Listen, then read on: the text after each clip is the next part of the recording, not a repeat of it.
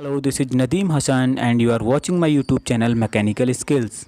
Last video में guys हमने classification of IC engines के बारे में जाना था और आज हम उन क्लासिफिकेशंस के जो सब पार्ट्स हैं उसके बारे में डिस्कशन करेंगे। तो पहला पार्ट था हमारा बेसिक इंजन डिज़ाइन। तो बेसिक इंजन डिज़ाइन हमारे पास आईसी इंजन में दो प्रकार के होते हैं, एक होता है रेसिप्रोकेटिंग इंजन्स, दूसरा होता है रोटरी इंजन्स या उसे बैंकल इंजन्स भी कहा जाता है।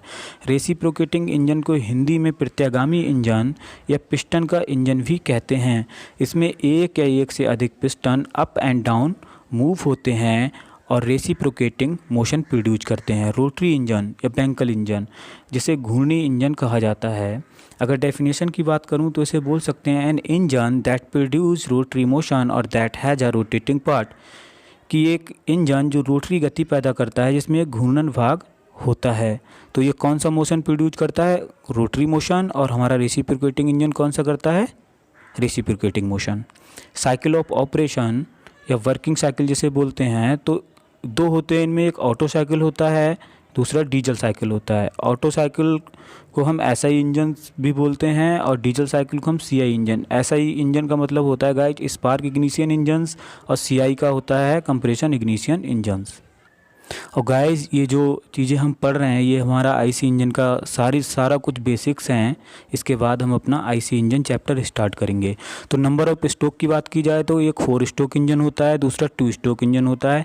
Based on type of ignition, कि कितने प्रकार का इग्निशन होता है, तो एक स्पार्क इग्निशन होता है, दूसरा कंप्रेशन इग्निशन इंजन्स होते हैं।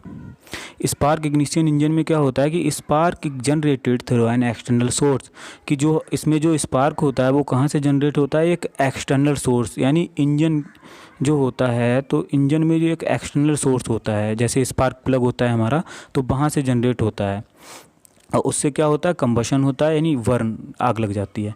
Compression ignition engine, air is heated to a sufficiently high temperature because of high compression ratio, कि इसे अगर हिंदी में समझाना चाहूँगा इसमें, तो जो उच्च संपीड़न अनुपात के कारण हवा को पर्याप्त रूप से उच्च तापमान तक गर्म किया जाता है। कि इसमें क्या होता है कि जो हमारी ईयर होती है तो ईयर को एक सफिशिएंट हाई टेम्परेचर तक गर्म किया जाता है, जिसकी वजह से क्या होता है, हमें इग्निशन मिलता है, यानी कि हमारा जो फ्यूल है वो वर्न होने लगता है। अब मेथड ऑफ कूलिंग की बात की जाए तो कूलिंग, पहले समझिए कूलिंग है क्यों ज़रूरी, कि cooling is essential for the satisfactory and healthy working of the engine. कि कूलिंग जो है वो हमारा मतलब सेटिस्फैक्ट्री, यानी उसे बोलना चाहूँ कि सेटिस्फैक्ट्री मीन्स कि एक प्रकार से सेटिस्फाई, कि जो हमारा इंजन है तो वो अच्छे से वर्क करे, और मतलब सेटिस्फाई मतलब कि जो भी कंडीशंस होती हैं कि हीटिंग ज़्यादा ना होने पाए, लोड को ज़्यादा ना माने, वो इंजन एकदम स्मूथली वर्क करे, तो उसके लिए कूलिंग जो है ज़रूरी होता है। Otherwise result in engine seizing, otherwise क्या होगा, जो हमारा इंजन है वो सीजिंग मोड में भी पहुंच सकता है हीटिंग की वजह से। 2 type of cooling in practice, तो एक होता है एयर कूलिंग, जो मतलब हवा के द्वारा इंजन कूल किया जाता है, एक होता है वाटर कूलिंग, यानी जो वाटर होता है उसके द्वारा हम इंजन को कूल करते हैं। मेथड ऑफ चार्जिंग, तो यहाँ पर 2 मेथड दिए हुए हैं, एक है नेचुरली एस्पायर्ड इंजन्स, दूसरा होता है सुपर चार्ज इंजन। तो नेचुरली एस्पायर्ड इंजन्स की अगर बात करें तो admission of fuel air mixture eight near atmospheric pressure, क्या होता है कि जो हमारा फ्यूल और एयर का जो मिक्सचर होता है उसको हम एडमिशन यानी एंटर कराते हैं इंजन के अंदर नियर एटमॉस्फेरिक प्रेशर। और सुपर चार्ज इंजन्स में क्या होता है, जो एडमिशन यानी जो प्रवेश कराते हैं एयर फ्यूल मिक्सचर का, वो क्या होता है? अंडर प्रेशर होता है। अब नंबर ऑफ सिलेंडर्स की बात की जाए तो एक सिंगल सिलेंडर होता है, दूसरा मल्टी सिलेंडर। मल्टी मीन्स एक से अधिक।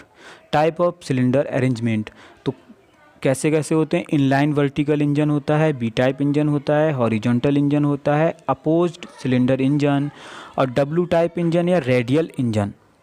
इन सारी चीज़ों के बारे में हम डिटेल से आने वाले वीडियो लेक्चर्स में पढ़ेंगे। अभी बस जो टर्म्स हैं क्या क्या यूज करने वाले हैं हम इंटरनल कंबशन इंजन का जब चैप्टर पढ़ेंगे तो उन चीज़ों से आप अपडेट हो जाओगे, तो आपके लिए कोई आने वाले वक्त में कोई भी दिक्कत नहीं होगी। आप सारी चीज़ों को, जो भी टर्म्स यूज कर रहा हूँ मैं, उनको समझ पाएंगे। अब फ्यूल यूज्ड, कि फ्यूल जो होता है गैसोलीन और petrol engine, compressed natural gas यानी सीएनजी इंजन्स और डीजल इंजन्स की जिनमें हम पेट्रोल यूज करते हैं या गैसोलीन, उन्हें हम पेट्रोल इंजन्स बोलते हैं, ऐसा ही इंजन भी बोल सकते हैं उन्हें।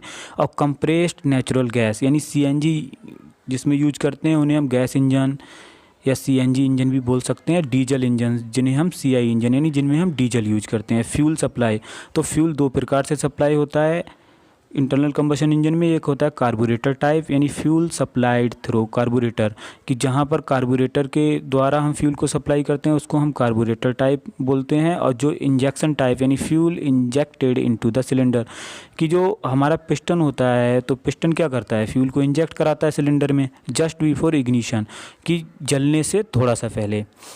अब उसके बाद में classification based on engine speed.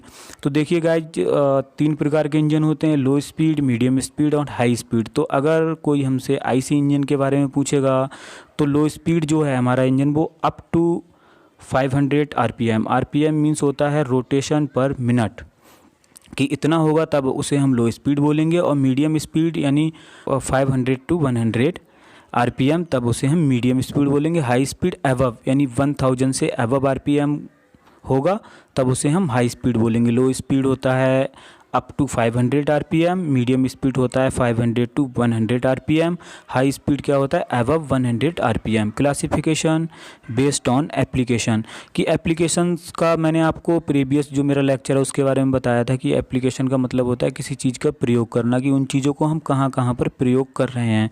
तो जो हमारे आईसी इंजन होते हैं उन्हें हम मोटरसाइकिल में भी यूज करते हैं, ऑटोमोबाइल्स यानी हमारी 4 व्हीलर्स वगैरह हैं इनमें करते हैं। अर्थ मूवर्स इंजन्स, जैसे कि हमारी जो अर्थ मूवर्स होती हैं जैसे क्रेन यानी जो हाइड्रोलिक मशीन टाइप्स की होती हैं, कि एक जगह खड़ी करके उन्हें हाइड्रोलिक सिस्टम के द्वारा ऑपरेट किया जाता है, उनमें भी इंजन्स का यूज होता है। लोकोमोटिव इंजन्स यानी जो हमारी रेलगाड़ियां हैं उनमें भी होता है। मैरीन इंजन्स यानी जो जिसे बोल सकते हैं पानी वाला जहाज़, तो उसमें भी इसका यूज होता है। एरो इंजन्स यानी एरो इंजन्स जो एरोप्लेन्स वगैरह होते हैं उनमें भी। और prime movers for electric generators, तो ये सारे इसके एप्लीकेशंस हैं। और गाइस आप मेरे साथ ऐसे ही बने रहिए। अब आने वाले वक्त में अपना जो बेसिक्स थे मेरे हिसाब से वो सारे ही ख़त्म हो चुके हैं। अब जो अगला वीडियो है वो मैं जो बुक है अपनी बुक के अकॉर्डिंग ही डालूँगा, और जैसे जैसे उसमें जो कुछ भी दिया गया है वो सारी चीज़ों से अपने जो है अपडेट होंगे और एक दूसरे के साथ डिस्कशन करेंगे। Thank you for watching and please don't forget to share, like and subscribe my channel. Thank you.